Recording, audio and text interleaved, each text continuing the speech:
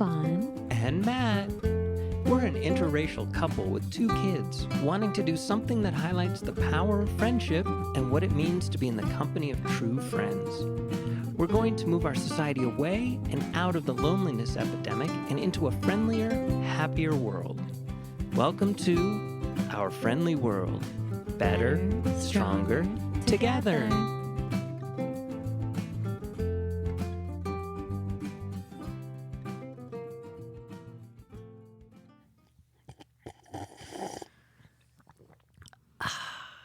Good morning. Good morning. I tried to make a... How do I say this? Okay. So yesterday, I came home from hanging out with a friend, and it was fun. Mm-hmm. And a neighbor that is usually not very social with us was out taking care of trash cans. Yes. In our neighborhood, we have bears. So everyone... And this is how we were taught, because, I mean, our first day in the neighborhood, the bear showed up. Our first day. And so, luckily, the friends that we're really close with in the neighborhood, they were standing right next to us. And they taught us the way of living with a bear. The way of the bear. The way of being symbiotic. Symbiotic? Is that like... Symbiotic right? is a good word. Like having a relationship with the bear. Like, this is their place. Right. You know, we're going to live together peacefully. Right? Mm-hmm. But there's one neighbor who hates them and wants them dead. So anyway, in my opinion, with my little tiny experience with this person, that they're not very kind. Okay, maybe they're kind, but they're not very lovey-dovey. They're not lovey-dovey. You would want them to be lovey-dovey? I want everyone to be that way. No, what's the word for it? They're not soft. They're quite harsh in their delivery. They're quite harsh with their... Even like everything about them is very like... Just... very like... And yet if we had a hurricane, tsunami, tornado, they would be the ones who would know what to do. They're very harsh. Yes. This person is harsh. Well, let's say blunt. Yeah, that's a good word. Blunt. But definitely not like a feel-good person to be with, right? But anyway, I've always wanted to get closer with her and get to know her better. And it just hasn't happened. I think it's been a year and a half. A year and a half, right? Right. She's very stern. Like a stern... I don't know if you could imagine... A school principal you would be in trouble with kind of person. Am I right? You are not wrong. All right. So I come home from like kind of a coffee date with a friend. So I see her outside. Hey, how's it going? I'm like, I was just in that mood. So I'm like, let me actually strike up a conversation beyond a wave. Right. Usually it's a wave and a nod. We wave, she nods. Right? Am I right? Something like yes. What do you mean something like? Something like yes. Well, you probably have more interaction with her than I do. Yeah. How's that? Everybody loves me. That's my superpower. Because you're a big guy. You're a big galoot. Do you know what I'm saying? Like, I don't know. People are nicer to you than they are with me. They offer you more respect than they would offer me. In general, out in society. Anyways. Don't you find that to be true? I'm not disagreeing with you. I'm just wondering where we're going with talking about me. And well, all right. So I'm like, hi, blah, blah, blah. She's like, how's it going? How are things? What's new? Like, probably. Wow, like, check you out. She said, what's new? She asked, what's new, right? So I'm like excited these days. I'm like, so much. Oh my goodness, so much. She's like, tell me. But she said, tell me, as she's going back and forth in her garage because she had just pulled in. And she was going in her garage, taking out the big trash can because it was trash day.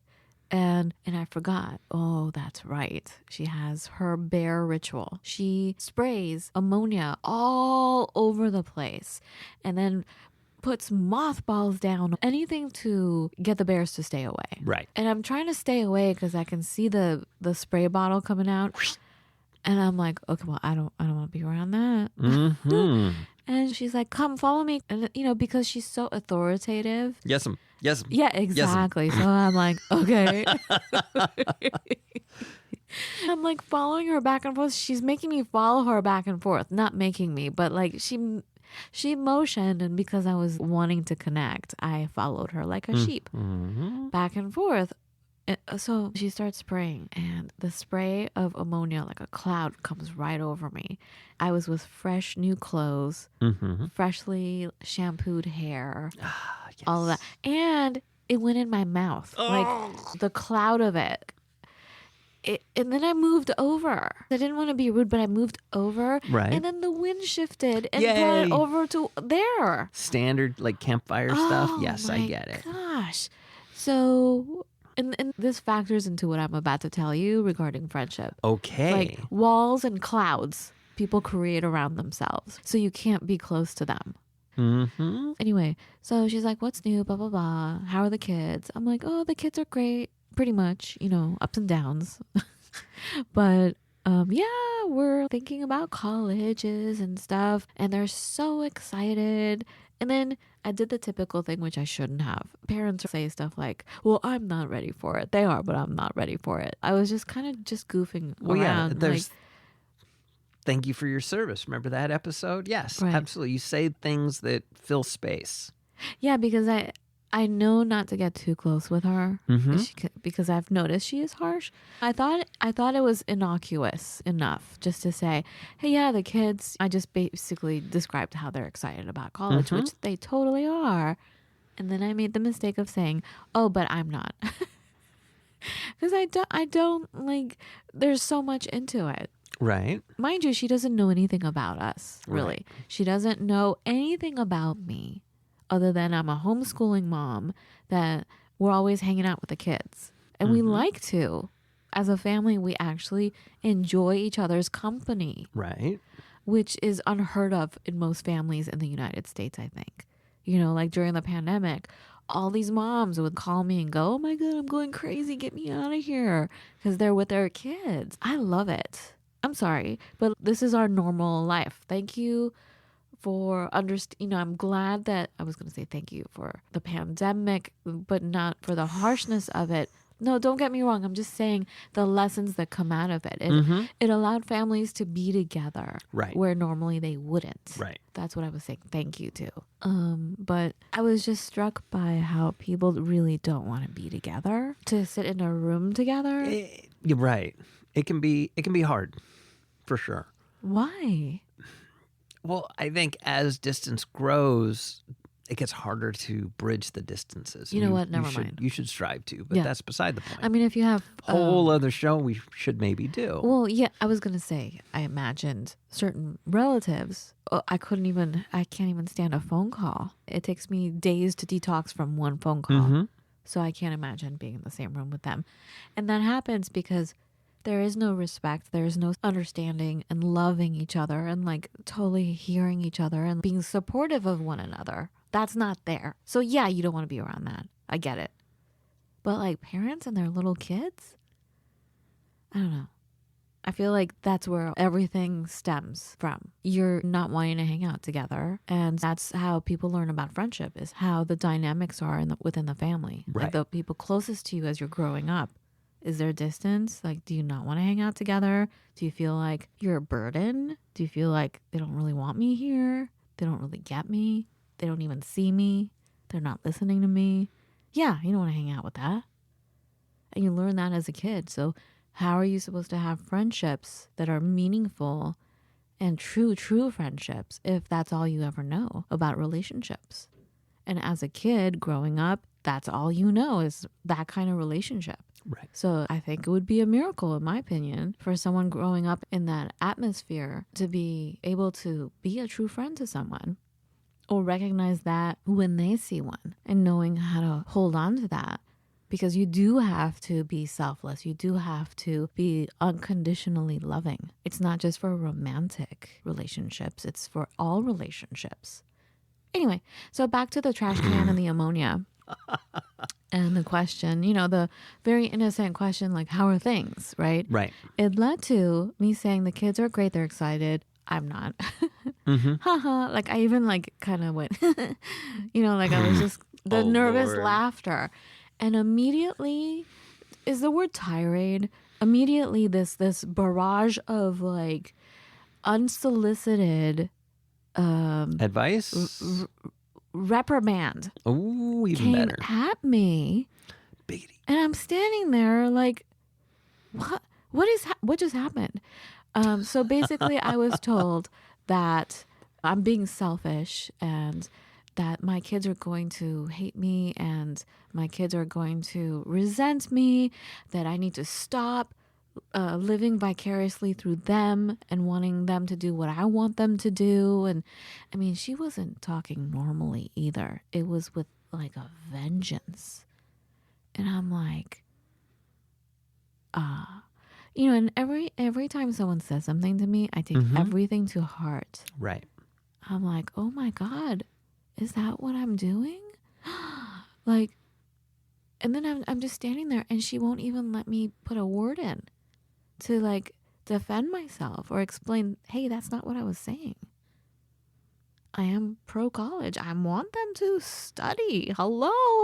That's why we're homeschooling, is so they can study way more and learn way more than they do in some decrepit school within our society. Like, our kids speak like, they have been studying 5 different languages or like advanced in math and really great at communication and writing and art, That's why we're totally big on education, is that's why we're homeschooling. Anyway, so I was really thrown by that.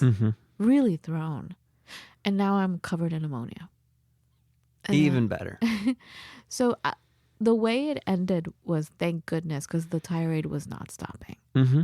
And the way it ended was she got a phone call. And she waved me away like, I gotta go. I'm like, okay, bye. With a strange ringtone, but yes. So I come home.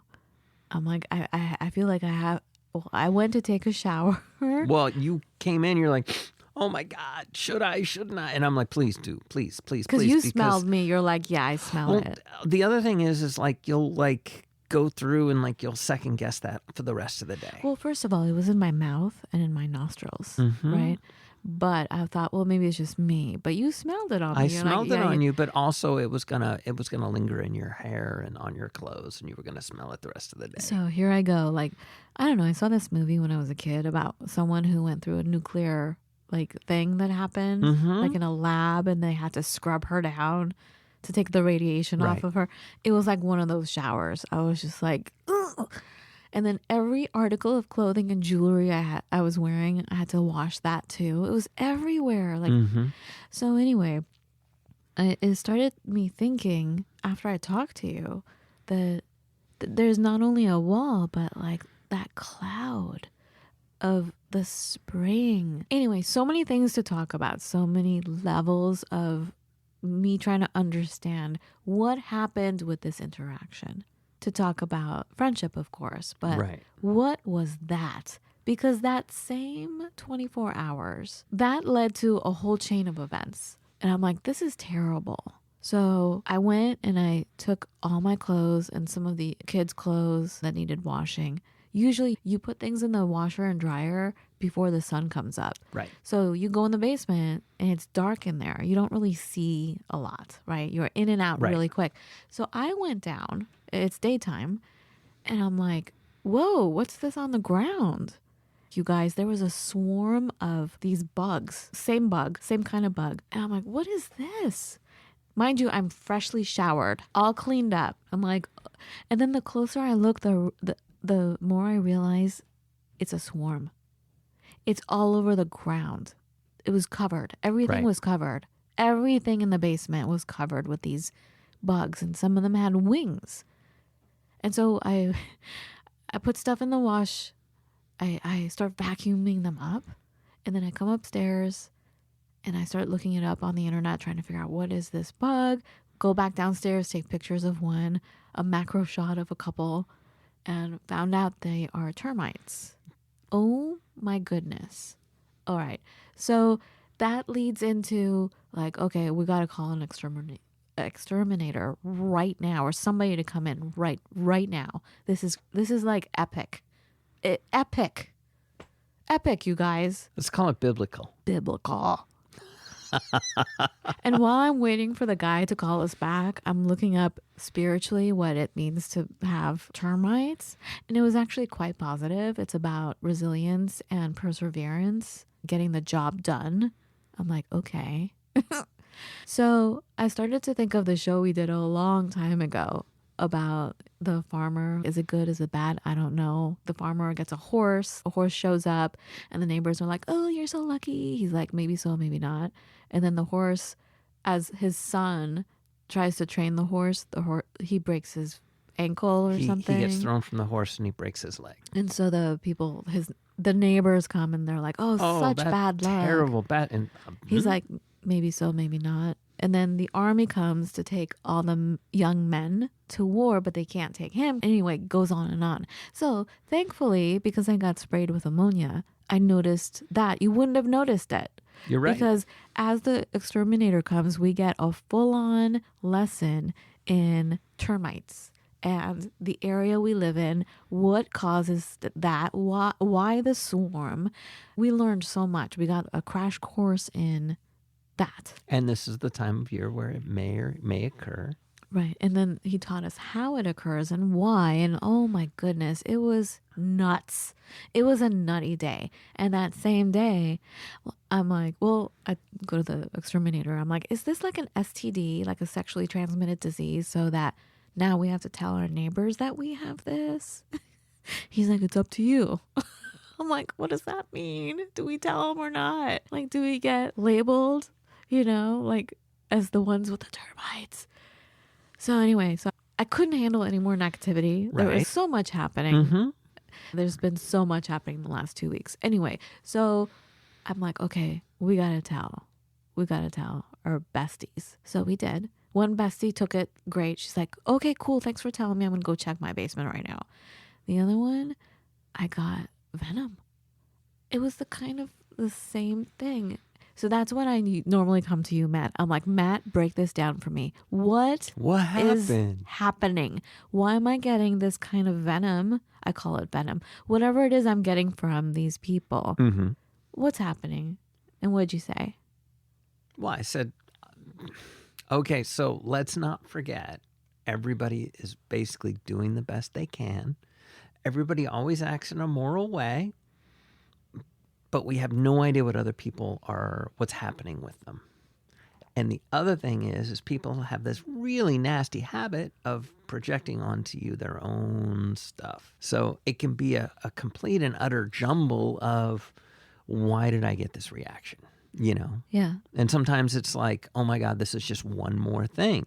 Or this is, I'm already dealing with this and that and the other, and now I have to deal with this. So again, I guess I'm saying one more thing all over again, which is hard for people. I mean, what are you supposed to do? I mean, since we've gotten this house, we've had all kinds of interesting, terrible, but not terrible, weird, but not weird stuff that's happened. Every month there's something to take care of with this house. It seems like it. So you called it projection. I called it projection. And I was kind of thinking that while it was happening with our first friend with the ammonia, our ammonia friend. And I was like, because at first I was like, I'm a bad parent. Oh my God, I'm obviously doing everything she's saying I'm doing. And then after some time, after a long time, it seemed like forever, I had to step back and go, no, she doesn't know you. She doesn't know you. She doesn't know my relationship with the kids. Like, for her to say they're going to resent you, like that's a prophecy. They're going to resent you because you are living the life that you want to live, and you need to let them live the way they want. Like, that's how she was talking to me. I'm like, whoa, lady, what's happening? I was internalizing all of this. Like, Right. I'm that kind of person. Which is the one thing you're not supposed to do when somebody starts projecting all over you. Yeah. You need to I keep looked it up. distance. But the thing is to make sure that you're not the one projecting. Mhm. Because we all do it. Yes. We all project at some points. But that's just me. I always internalize things. Everything is my fault. Whatever someone says is true about me, is what I'm thinking. Until I have to step back and like really think about it. And if it really messes me up, I talk to people that have known me for many, many years, that really know me and the situations and have a certain distance so they're not totally biased. Right. And then they can say, no, that's not you. That's not what you do. That's not the situation. Right. So I can have definite, like, am I being a narcissist? Like, is this me or not me? You know what I'm saying? Am I responsible or not? Like, you know what I'm saying? I do, but you know what? Let's take just a half a moment. Well, but can you hold that thought? But what I was going to say was that as it was happening, I realized something for a split second, but I didn't entertain it. I was thinking, I wonder if that's where she is stuck. I wonder, you know how we always say you can tell when someone's experience is so big that it leaves them in that space and time forever. Usually like people, let's say at age 11, experience some sort of trauma and they're forever stuck at that age 11 because they're not able to process and move through whatever happened. So they're reliving what happened. And they could be 80 years old but still stuck at 11 of something unprocessed. And as she was yelling at me, I was like, I wonder if her mom made her do something she didn't want to do. Right. Anyway, what were you going to say? See, that's exactly what I was going to say. We should back up and actually discuss what is projection. I looked it up, actually. Do you have notes? Did you look it up too? Or you already know all this stuff somehow? Somehow. Projection is just somebody who kind of puts their burdens, puts their stuff, puts their reality into you. Because everybody believes, in my mind, in my heart, in my whatever, everybody believes they're just like themselves. And I lived with that forever. And I'm not like anybody else, but I believed everybody was just like me, which doesn't process. It doesn't make any coherent, logical sense. You are a very rare individual. But it kind of shredded me. So I projection becomes a very, very tricky thing for me. Mm-hmm. But it also means that sometimes I get blindsided by it. And I have certain expectations, particularly at work, for how others should be, right, how others should act when they reach a certain level of skill, because this is how I acted when I reached this level of skill. And so I have issues with people who aren't acting the way I would. Right. Which is a danger. And that just goes to show, I mean, everybody projects at some point. Right. When it's a matter of, in a work situation, making sure people understand your expectations. But in personal life, obviously you can't say, well, my expectations for you are. So this is a conversation you and I were having at 3:45 in the morning. Yes. Right? Because it's our only time to really talk. Sometimes, yes. I'm like, can you break it down for me, Matt? Like, what happened yesterday? Like, what was that about? And you're like, projection. I'm like, okay, explain. And so you broke it down. And so then I went and I also looked it up. Not you. You didn't look it up, but you were explaining exactly the way you just explained it. And I was just going to reiterate, yeah, you are really weird, Matt. You are weird. As in magical. As in magical. Because you are unusual. Like the first time I ever laid eyes on you at the dojo, I was like, it's the same story I always tell, but like, you sit on your knees and stuff and you're like all in a straight line facing the master teacher and the shrine behind him of O-sensei, and everybody's facing that way. I wasn't. I was like totally like staring at you to my left staring at you going, what is this? I was paying attention. I was doing what you're supposed to do. You were. But could you sense me looking at you, by the way? No, I was like, You I were get so into focused.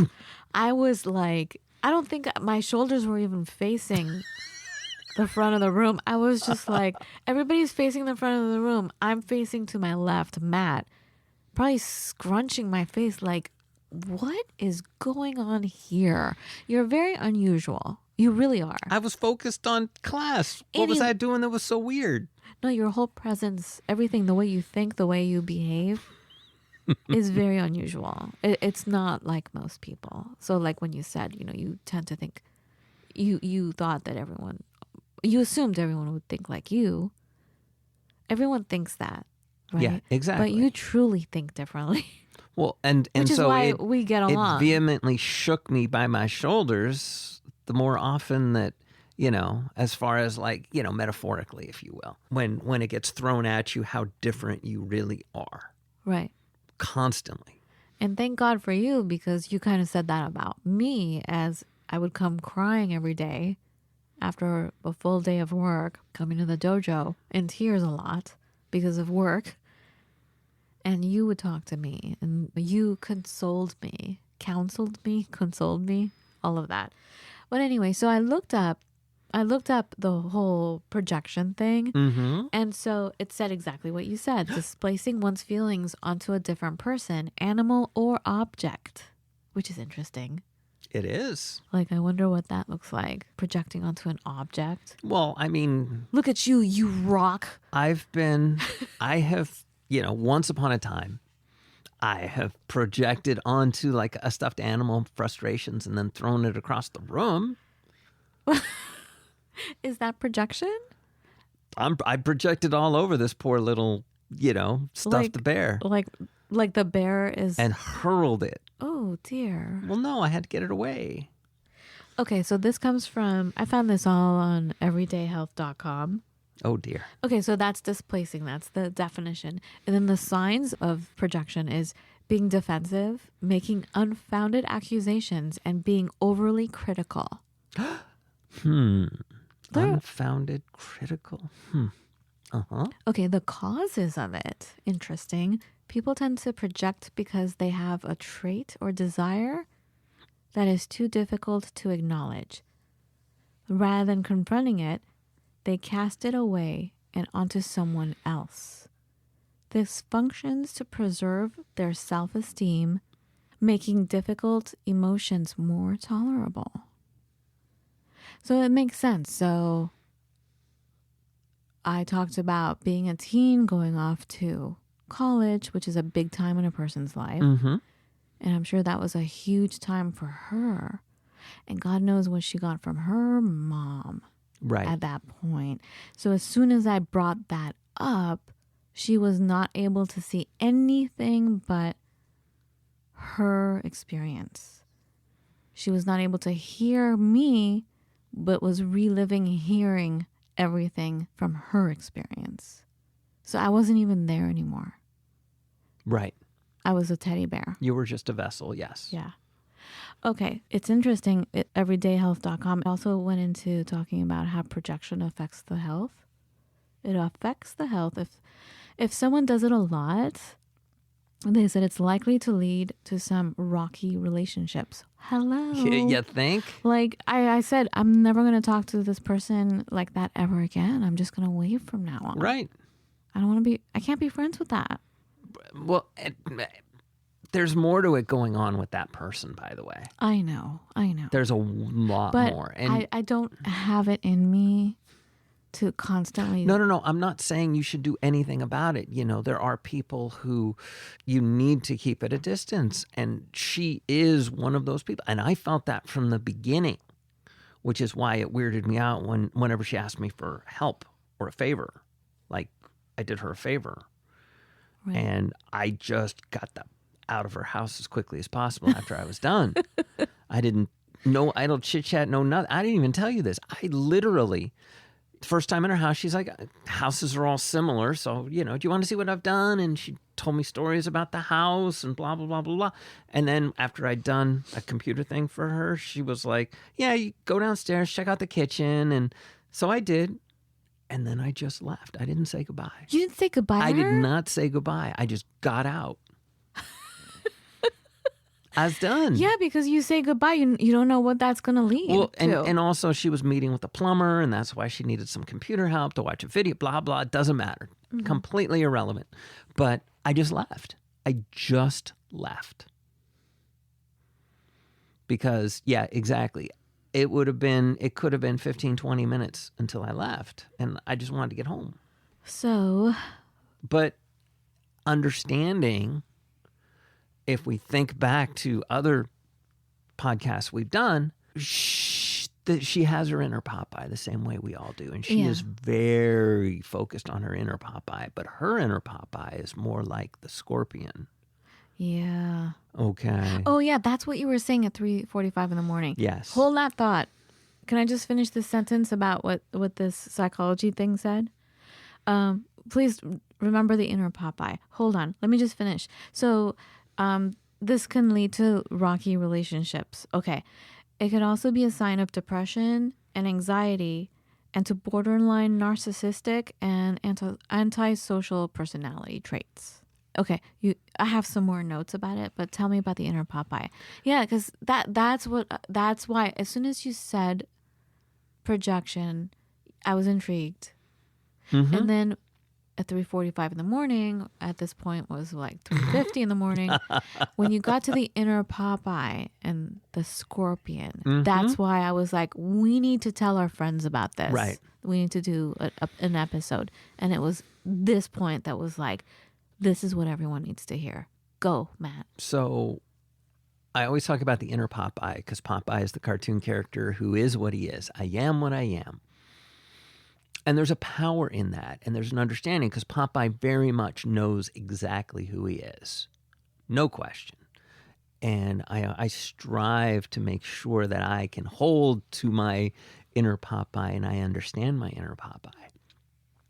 But then there's a weirdness because we also talked about the story of the frog and the scorpion where frog and scorpion cross the river, scorpion stings frog, why did you do this? Hold on, back up. Just say the story again. Let's start from the beginning. There's a river. And there's a frog. And he's about to cross the river. Yes. And the scorpion also wants to cross the river. He's like, hey, frog, can you give me a ride? Can I jump on your back? And the frog basically... Tell me if I'm doing it right or not. The frog says, no way, man, because you're just going to sting me. And then we're both, we're going to be in trouble. And then he said. And then the scorpion says, why would I do that? Because if I sting you, we'll both drown. So the frog is like, okay. All right. So he hops on and they're going and they're in the middle, right? Mm-hmm. And he gets stung by the scorpion. And the frog's like, as they're going down. As they're drowning. He's like, why did you do that? Now we're both going to die. And the scorpion says, because I'm a scorpion. Dang. So there's a danger, but somewhere between. And the lesson is people are the way they are. Don't expect them.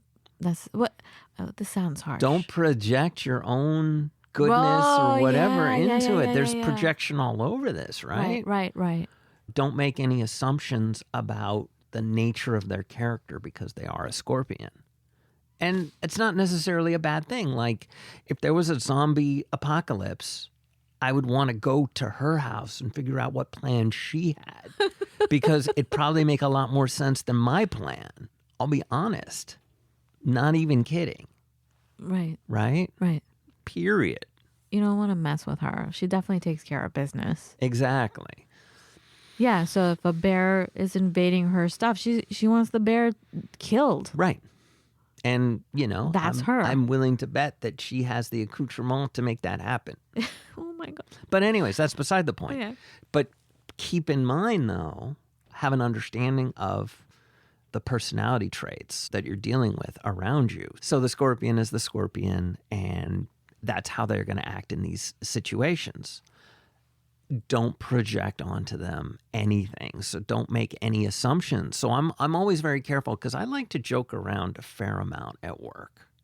But I always kind of clear the ground. I make sure that the other person understands, A, I'm joking, and B, they're totally okay with that. And I do that by having chit chats, side channels with them before I do something stupid. Because I generally do something that's maybe a little foolish to make things happen. But I'm very careful not to project onto people. So in as much as she was projecting onto you her own trauma, we need to keep that at a distance and really have our inner Popeye in mind and have our highest self in mind as they're saying whatever it is they're saying. I always like to say truth is truth.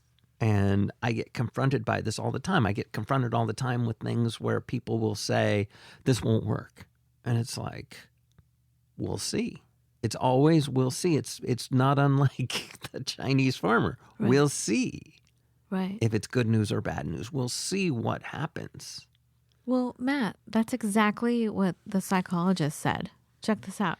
So there was a section. I should have been a psychologist. Well, you know what? We are. It's so funny because we get people from like PR people reaching out to us about like this PhD and that doctor and this doctor, would like to be on your show. And after a couple of these people were like, we really can't and don't want these people on because, we're normal people, but we're normal people with some years of experience, like true human experience. So yeah, it's great to have like the doctor say their analysis, their whatever it is, but we know what we're talking about as human beings with experience. You know what I'm saying? Right. We don't have PhDs, but we know what we're talking about here in this realm.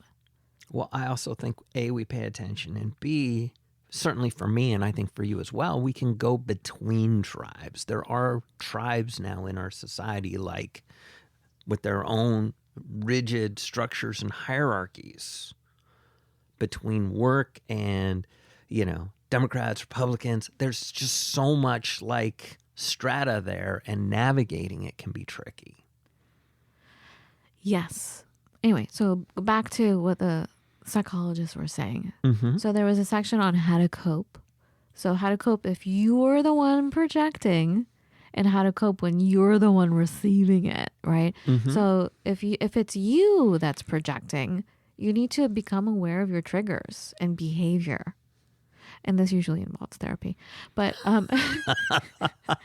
well, to say, because you're so stuck in it, you may not be able to notice. Like, hey, I'm triggered. You're just living it. So you're not even aware. You're not able to step aside and go, whoa. Unless someone behaves radically in a way that can snap you out of it. Like, what if I had started crying as she's telling me this and yelling at her and saying, why are you saying that about me? You don't know me. But I didn't. I was just listening. Right. Like with my eyes like pretty wide, I'm sure. Like, what? But anyway, it says, so if it's you that's projecting, become aware of your triggers and behavior and to be open and accepting of feedback, which they're not, these people, right?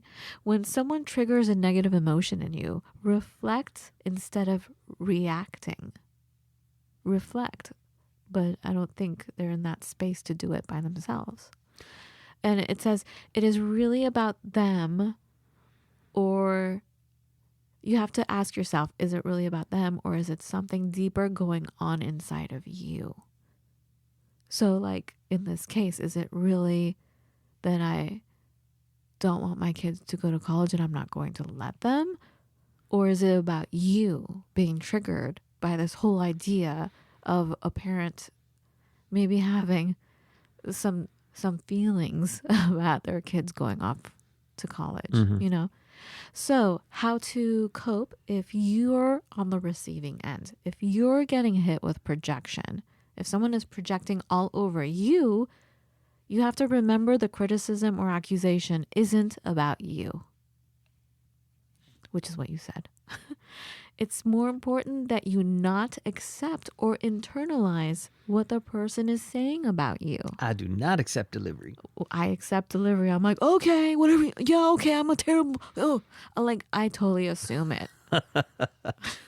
Just because somebody offers you something doesn't mean you have to take it. But all of this, Matt, in my opinion, all this projection, in my opinion, is a way to keep people at a distance. I think it's a coping mechanism. Like I said, if a person is stuck in a big turning point in their lives, if they're stuck in that moment in time, I think to save themselves from more hurt, that wall is there. So it is harder to make friends. They only have a specific maybe ritual around friendship. Like maybe they'll have mahjong day, a group of people coming together, or you're with an organization of friends, but not a bestie you always hang out with. That's my opinion. You're making a stinky face. Yes, I am making a stinky face. I think this is a wall that goes up to protect themselves from other people because they don't want to relive another situation that is similar to whatever that was that happened to them. You understand what I'm saying? I do, but You're keeping people at bay. you're keeping people at bay. But you're also telling them on many levels who you really are, But perhaps in you're the doing hopes that they'll accept you and say, oh my God, you're so right. You're so wise. I don't think It anyone... could circle back to they really, on some level, they're trying to connect, and they are, because that's honestly what I believe everybody's doing in every conversation they have, is they are trying to connect. But they're also trying to find their tribe. They're trying to find people who agree with them. When they see something they disagree with, they want to call it out, because I think people want to find people who do think like them. So you're thinking she was trying to open up to me and provide guidance in my life, like as a person to turn to for wise advice? But from my perspective, it was because you are venomous. not them. But when you're trying to find someone who does think like you, because you believe that everyone, or at least a significant percentage of people, think just the same way I do. I mean, we live in the same town. We live right across from each other. Start filling in whatever blanks you want from there, right? okay. Maybe we drive the same model, make of car. People start to assume maybe you're just like them. And so you're going to be maybe more open. That doesn't mean you should be. That doesn't mean you are. It doesn't stop them from projecting. But it can also be a way of shooting up a flare to see if there's anybody like you out there. I'm confused, but It's conflicted. It's conflicting. I will just remember what you said. She's a Scorpion. I'm a Fawn. Yep. And I'll just remember that. And you should remember, ain't nobody thinks like you do. Ain't nobody thinks like I do. And honestly, nobody thinks like anybody out there. Just like it's about finding those commonalities. And y'all don't have much. You mean me and... Yeah. Y'all don't have much in common. Not much. But no. that doesn't stop her from wanting to find more people like her. Right. Okay. Well, that did help relieve some of the sting. Mm-hmm. Thank you for that. So for those of you listening, maybe you've experienced that, and we hope that helps you relieve you of the sting. This is all the stuff we need to navigate in finding friendship and continuing friendship and keeping friendship. So it's funny, I was thinking how a lot of our shows are about things that go awry, but I think that's really important to talk about the things that go awry so we can figure them out and be better friends and not take everything in such a devastating manner. Right. Because I was devastated. Right. And I get it. Water is wet. Truth is truth. Just because somebody offers you something, you don't have to accept it. And there you go, folks. Let's wrap it up here. Thank you. Unless you want to say something else. That was brilliant. Cute little bowl. That was a cute little bow, honey. Good job. All right. Thank you again for being with us. Have a beautiful every day. We'll we'll talk to you soon. If you want us before that, please reach out to us. We're here. Okay? By the way, we are taking care of our termites. So, yay for us. And so that shouldn't be a problem anymore. So please don't worry too much about it. Thank you. Okay. So, everyone... Biblical, you guys. Everyone Biblical. be well.